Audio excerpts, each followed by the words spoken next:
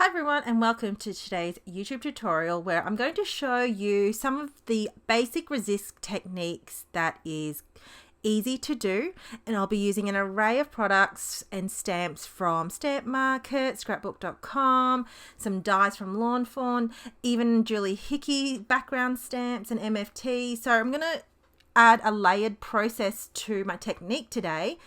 And to start off, I've die cut some dies here, some word dies, and I've adhered them down about 4 white cardstock deep. So it's it's really thick. It looks almost like an accent, almost like a wood veneer. So to start off this technique and method, we're going to do the backgrounds first. So this will be a simple resist technique. Now these are large backgrounds, and I have got here, I start off with a 5x7 cardstock, so it's a little bit bigger than our normal A2 card front, but I like the flexibility of being able to hold the cardstock, and because I'm going to die cut it out with some rectangle dies, I want to make sure I get like a full card front cover matte layer size. And for even pressure, I have got this cute little ladybug tool. If you have not been on my Instagram, you will see where I purchased this little cute pressure tool here in Australia from a lady, locally made, like to support where I can, and very professional, quick service. And it is just so cute to have in my craft room. So I have used Super Fine in the opaque bright white, and I've got a large jar here. So I'm going to create 2 panels that I'm going to heat emboss. One with the MFT Friends background, one with this Julie Hickey Designs birthday background. So I'm going to make a birthday card and a Friends card. If you hear some little jingling as well while I'm doing my voiceover, my cat Leo, who is like huge, likes to seem to always join me when I'm doing my voiceovers, and I try and kind of get him to sit down and behave, but I think he might be a little bit noisy today. All right, so I'm pouring over the white powder on both these panels. I have folded a white paper, which is just copy paper you get from anywhere, and I just fold it in half and help funnel it back into the jar. So I'll use my heat setting two for this WOW heat tool, or the heat gun, whatever you call it, what your preference is. And I'm just going to work my way through this heat setting process. I am going to speed through this process as the magic happens. It's a process that is always makes some magic, but just because it's white on white, it's hard to see, I'm going to speed it up. Now, to help with some seamless blending, I use these mini dome ink foam pads to put on my round mini ink blending tools, because they make for really great results for the resist and ink blending.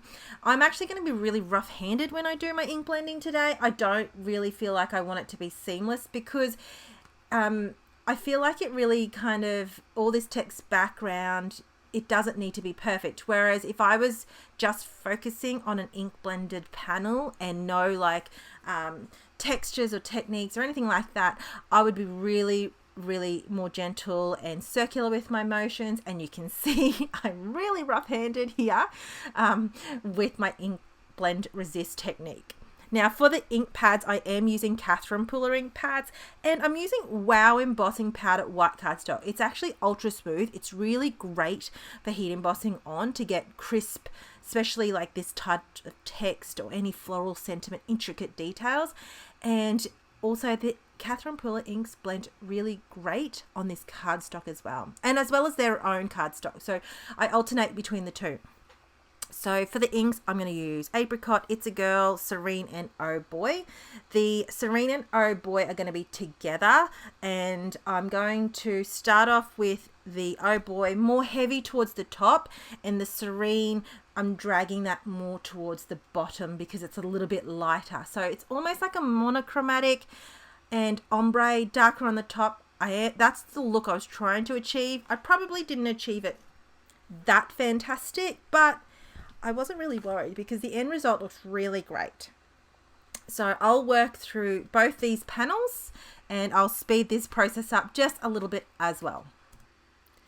So you'll really see me go heavy handed and light-handed, and I switch between the two and between the two colors.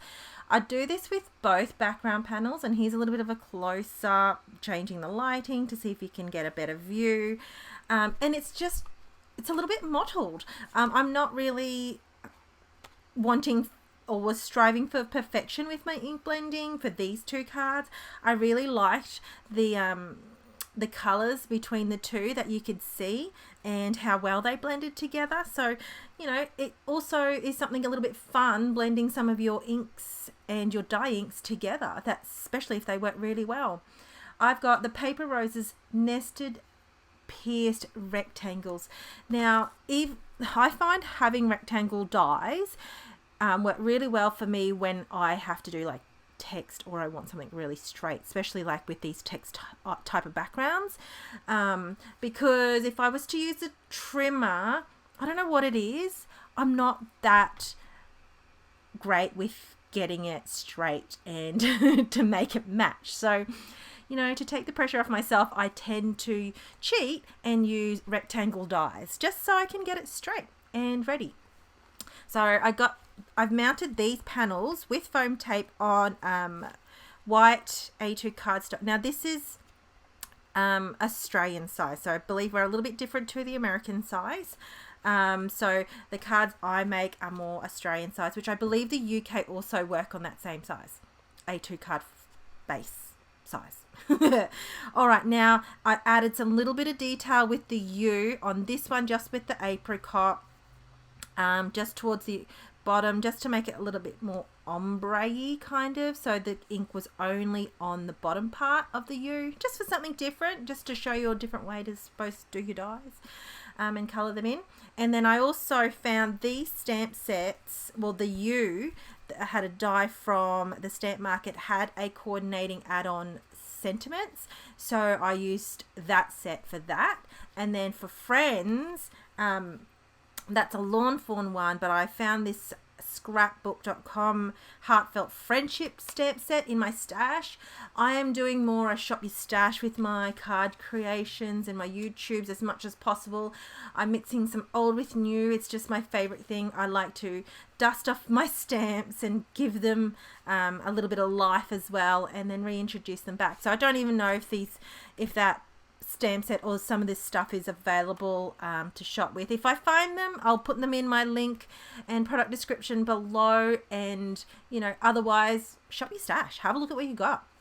So these are the two cards finished. I really loved that look. I hope you like this look too, and I hope it inspires you to do some ink blending, but it doesn't have to be perfect.